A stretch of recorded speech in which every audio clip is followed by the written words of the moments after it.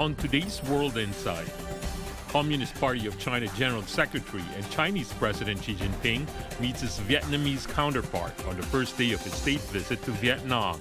What does the visit mean for robust Sino-Vietnamese relations? The top agenda?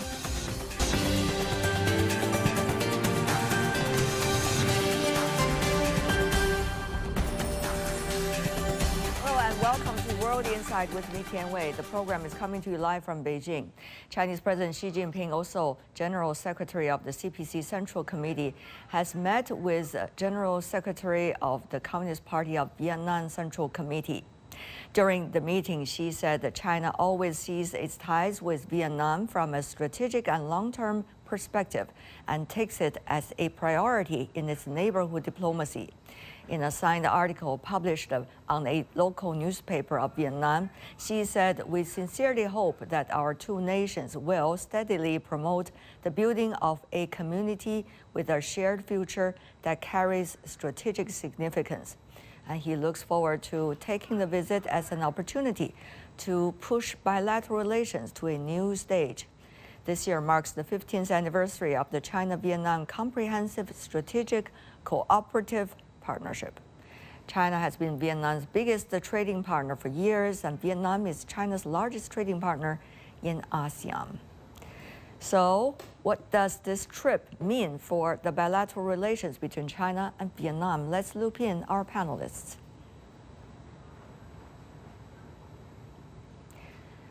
On Chinese President Xi Jinping's ongoing visit to Vietnam and the future of bilateral relations, we are joined in Hanoi by Vo Tu Tan, who is the Deputy Regional Managing Director and Chief Country Representative of Vietnam of the U.S. ASEAN Business Council. Also in Hanoi, I want to ask how to pronounce your name. My colleague has not yet informed me. I hope Mr. Nguyen Tan, a faculty member of the International Relations at the Fulbright University of Vietnam. Did I pronounce your name right? Yeah, that's right. All right, thank you so much. Nguyen, the Vice President of the China Institute of International Studies, is also sitting here in Beijing with us in the studio. Thank you so much, gentlemen. I know it's quite late hours for all of you here in Asia, but it's an important visit, and there are a lot of things going on in the bilateral meetings that really needs to be touched on right now for this discussion. First of all, I wondered, among many of the projects going on between China and Vietnam, some personal touch from both of you who are based in Hanoi. Have you ever taken the metro that is built by China together with the partnership in Vietnam in Hanoi? And what is it like for the public in the city? Well, unfortunately, I haven't had a chance to ride on that train, but my apartment looks right over the rail track, and yeah, it goes just right below my door, my window, and it's a beautiful scene in the city, especially if you look below the rail track where there are thousands of motorbikes and cars below. So that light rail project is very important for a growing city like Hanoi.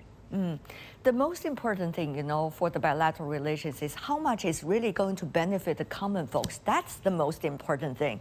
So, Mr. Tan, to you, what does that mean? Not only that specific light rail, but this partnership between China and Vietnam, which has been there for 15 years. What about for now? What does it mean for common folks in Vietnam? I think that Mr. Trump? Oh, go ahead. Could you hear me? Yes, please. I think that the common folks in Vietnam are really excited to see the elevation of the partnership between China and Vietnam, because they already know that China is the biggest trading partner of Vietnam, and they look forward to more projects from China to help Vietnam develop the economy, and especially in terms of high technology projects. common people in Vietnam are looking forward to more Chinese investments because they know that China has helped itself when it launched the economic reform in 1978, and what China has done has brought a lot of benefits for the Chinese people. And I think that the Vietnamese people may have the same thinking about what China can do for the Vietnamese people here, because they can see the scale of the economy as well as the high-speed economic growth that China has done over the last decades. I want to hear specifics. You are giving some specifics about the investment in Vietnam. That's what the Vietnamese are looking forward to. That is going to the core of this comprehensive strategic cooperative partnership. It's a long title, but I guess every word in it worth some explanation. Now go to you, Mr. Rong, sitting here in Beijing. I know you traveled earlier to Vietnam in the summer. So tell me and update us about, from a Chinese scholar's perspective, how do you see that partnership is really translated into the daily lives of Vietnamese and also the Chinese that are working with and in Vietnam? Well, certainly I think Vietnam is a very important country for China, both in terms of politics, the political diplomatic relation, but more importantly is for the practical cooperation, economic and trade, investment. You are right. I think I've been traveling Vietnam several times, both I think to the capital city of Hanoi and also the Ho Chi Minh City. What impressed me most is, of course, the kind of sense of David Ju, that is a quite familiarity. Walking along the street in Hanoi and anywhere, it reminds me of this. I mean, what happened, what China was 20 or 15 years ago. And I talked with the Chinese. As a result of reform and opening up, right? That's right, yeah. And when I talked with the Chinese investors, businessmen, they are very much enthusiastic, interested in Vietnam, very much impressed by the hardworking and the capability, I mean, the eagerness, the aspirational sort of efforts to work hard, become rich, make more money, to have a better life. Wow, and that sounds very familiar. That's right. And of course, they are also very much looking forward to the government role that will continue to pursue opening up, reform, and prepare, I mean, to the business environment that is more favorable, fair, and so that they can make more money. So this is a very practical and pragmatic relationship. Mr. Tan, yes, go to you. One of the things that Vietnam is working on is working with the Chinese businesses. We know, particularly during and after the pandemic, quite a huge number of Chinese businesses are having their manufacturing centers and their subsidiaries in Vietnam as an important partner when working also into the U.S. and also European markets. Tell me more about how much this role is being appreciated in Vietnam, and what does that mean for the potential of this partnership? Right. While a lot of press has talked about how Vietnam has benefited from quote unquote the trade war or the quote unquote decoupling between the world's two largest economies, the United States and China. In fact, Vietnam, I think, is benefiting from Chinese investment in Vietnam over the last, I would say, 5 years or so, meaning before what is now called the decoupling took place, right? So, in fact, the need to diversify for the global supply chain is only natural, right? In response, that's the natural market response to unforeseen disruptions like the COVID-19, right? And so here in Vietnam, especially in the provinces in the north that are closer to China, there has been a huge increase in investment by Chinese suppliers to American and European companies who have their manufacturing operations here in Vietnam. What are the sectors supply, of to those manufacturing? markets. What are the sectors of manufacturing that seems to be the emphasis of investment from China, working with Vietnam to tap into third-party market? The largest sector is the electronic sector, electronic and semiconductor. So many American companies have their first tier, second tier, third tier providers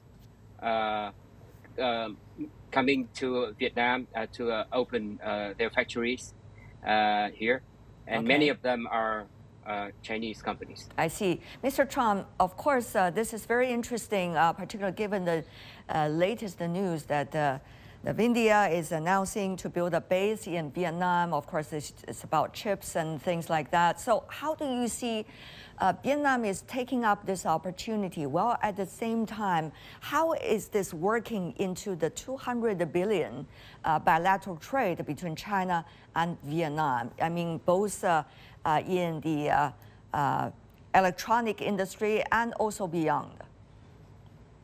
I think that NVIDIA just promised that they would invest in Vietnam, but it takes time for us to see whether they will have some kind of concrete investments in Vietnam in the near future or not.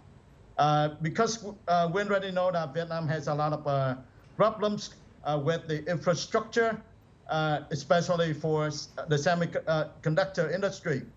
I think that Vietnam not only wants to depend on one or two countries to develop its semiconductor industry, and they think that China is also a big source of investments in high technology in the years to come. If we look at in a broader picture, the collaboration between China and Vietnam in rare earth mining or in semiconductor can be beneficial in the near future, because I think that sometimes the big gap between Vietnam and other countries in human resources as well as infrastructure to develop the infrastructure can be a big problem. And if China can export the technology in Vietnam, and it will be very good for Vietnam, so that it can diversify its partners in developing the high technology. Mr. Rong, you can see economies around the world are tapping into their advantages, especially advantages as a result of the strategic changes that we are seeing in this world. Vietnam is no exception. People are working very hard over there and working with China in partnership as well, together also with other economies such as the United States. So how do you see this $200 billion US trade between China and Vietnam, and how much do you see the potential of evolution in terms of sectors and cooperation areas between China and Vietnamese businesses? Yeah, certainly I think the trade volume, I would say that is, very large, even in the case of China. China certainly is the largest trading partner of Vietnam, but China has the largest trading partner of more than 150 countries in the world. But Vietnam is the fourth largest trading partner globally for China, and it is the largest trading partner among ASEAN countries, taking up 1/4, 1/4 of. So the number is huge, and I would say that the potential for that, the trade to grow is also huge, and more importantly, I think we're talking about investment. Chinese investment in stock has now amounted to 27 billion. It's quite large, and a lot of private sectors are very active in Vietnam. And talking about the future, I mean the sectors, sure, we talked about the semiconductors, talked about this, and I think there are renewable sort of manufacturing of related renewable energy things are also very much promising. And of course, I think Vietnamese side very much want to have more technology transfer, and but that is, as our Vietnamese colleagues, panelists, co-panelists said, that largely depends on the capacity, the workers' capacity, and also I think the infrastructure. But what makes Vietnam different or special at this point is its proximity. I mean, closeness to geographically to China. So literally, I think China and Vietnam, they are very much integrated in terms of the supply chain, and there's a lot of intermediary goods.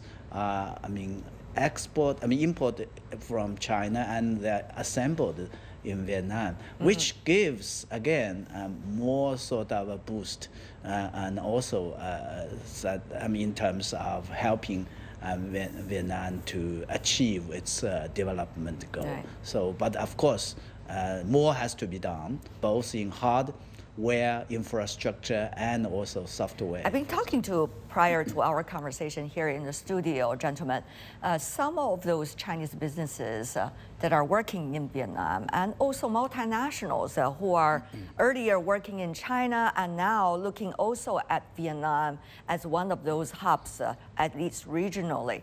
A lot of them told me about human resources, the skill sets of workers there, and how to tap into their experiences during China's reform and opening up process over the past 40 years, 30 years, and take advantage of that and see how that works in Vietnam.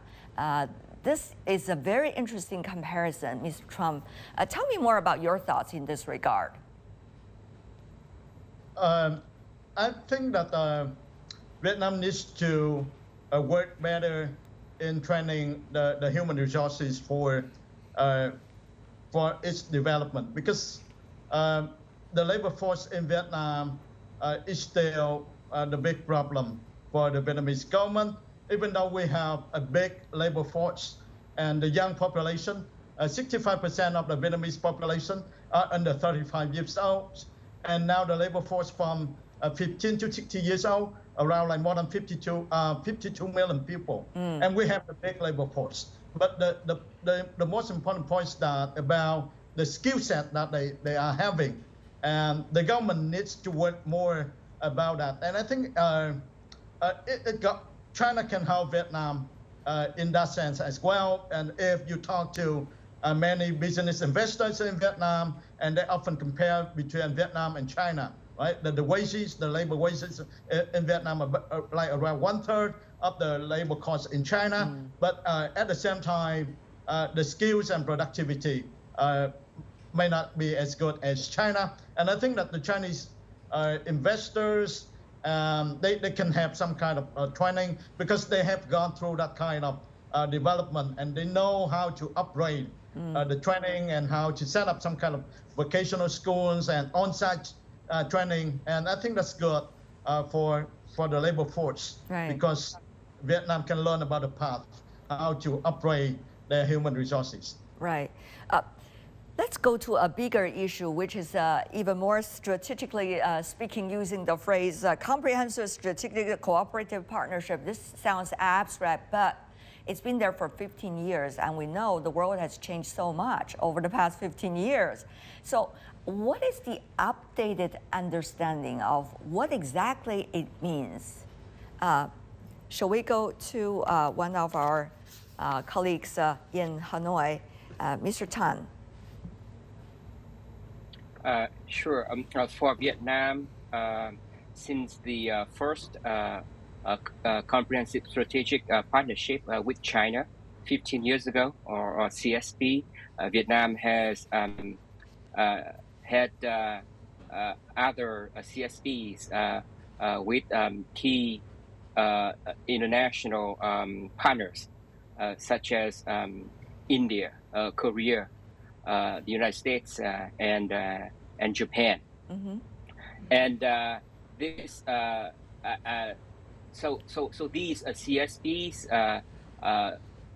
show that Vietnam is playing an ever more important role on the international stage, and obviously the very first CSP sort of paved the way for all this, and therefore in today's context, especially with so many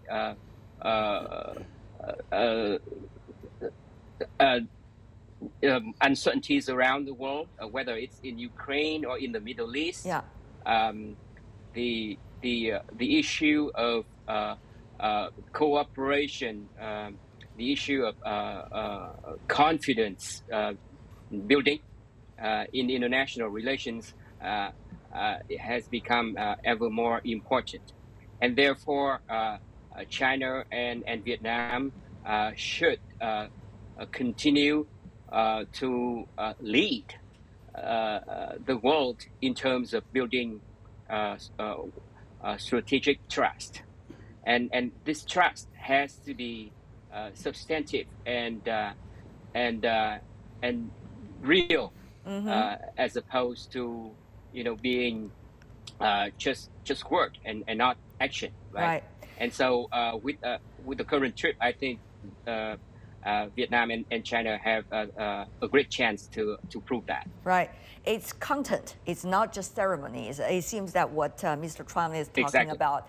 Mr. Rong, what do you understand? How is your understanding about this updated version of comprehensive strategic cooperative partnership? What does that mean 15 years on? Yeah, I think China and Vietnam has just announced that they are committed to building a community with shared future. I mean, China-Vietnam community of shared future. That features strategic significance by deepening the comprehensive strategic cooperative relationship. And this is a very visionary, I think, idea. It's a very, I think. What does that mean when you say visionary? Visionary in the sense that the idea of a community of shared future, certainly from Chinese viewpoint, is Chinese thinking, Chinese vision to build to build the world where, I mean, what kind of world, as now the world today is facing so many challenges. So you're saying that it's not only about what our Vietnamese counterpart just said, building strategic trust. It is also about shared visions. It's a shared vision. It's a shared ideal. It's a shared belief that the world, about the world. What kind of a world I think China and Vietnam would like to have for its sake, for the sake of themselves, their development, but also for the region and for the world as a whole. This is I guess the most important thing. But of course, practical level, there are quite a lot of things we can work together to, first and foremost, of course, to make to do our work well. In terms of development, China has announced that it's committed to build a Chinese approach of modernization, and Vietnam too. They also have their vision for modernization. Right. So this is something I think. There are a lot of concepts, Mr. Trong. To you, what about the current understanding of this comprehensive strategic cooperative partnership and also China-Vietnam shared community of shared future? What does that mean specifically? I think that... or shall I say, what does that indicate specifically? I think that it indicates the new elevation of the partnership between China and Vietnam. In 2008, when Vietnam signed the comprehensive strategic cooperative partnership with China, at that time the bilateral trade between the two countries didn't reach $100 billion US. And then after 15 years and more than $200 billion US, and we could see the big jump in the bilateral trade. But it was not only about the economy and about the trade. It means more than that. And it needs some kind of the upgrade of the partnership between the two countries for not only for the two countries, but also for the region and for the world. Because if we look broader in the world right now, and we can see a lot of tensions, the keywords for 2023, like tensions, competition, or rivalry, something like that. And the partnership between China and Vietnam, the upgrade can set the examples for other countries in the regions as well. And I think that it means a lot to Vietnam, and because about a shared future, about the win-win cooperation, about a friendly friendship between the two countries. And I don't think it's just the political discourse. It may mean something in concrete and something in reality. I think that not only the leaders, but the Vietnamese people also expect more from the upgrading of the partnership between China and Vietnam. All right. In order to understand what it really means, from now on, let's just say a year from now, what do you think people should watch very closely in order to understand how it's being translated? Everyone has about 30 seconds to go. If I could invite your expertise. Mr. Tan. I think that more Mr. Chinese, Tan, please. Did I pronounce your name right? Mr. Tan. Correct. Yes. Right. Thanks. 30 seconds. I would expect to see. Doubling Chinese investment in Vietnam, and the trade deficit between our two countries will be reduced by half. Okay, Mr. Rong. Well, I would see that there will be more shared visions, more joint efforts in terms of how to maintain peace, safeguard peace, stability in the region and beyond. Okay, let's go to Mr. Trong. I also expect to see more Chinese projects in Vietnam, more Chinese tourists, and also expect to see more Vietnamese products in Chinese market, and also more Vietnamese people would like to come to visit China so that they can understand more of China, and more collaboration in every aspect of unsettled issues between the two countries, and peaceful collaboration. All right. Well, to me, I think it means I can travel to Vietnam. So do many Vietnamese friends could come to China, maybe to have a chat at the street corner coffee shop or tea house. That would be really nice. Thank you so much for the three of you for joining us during this late hour live discussion. Really appreciate it. All the best. Yeah. Thank you. Thank you. And that's our colleagues coming from both China and the United and also Vietnam. That's all the time we have for today. If you'd like to know more, search World Insight. Check out our YouTube channel. Follow us on Twitter and Facebook. I'm Tian Wei on behalf of the team. Thanks for being with us. Bye for now.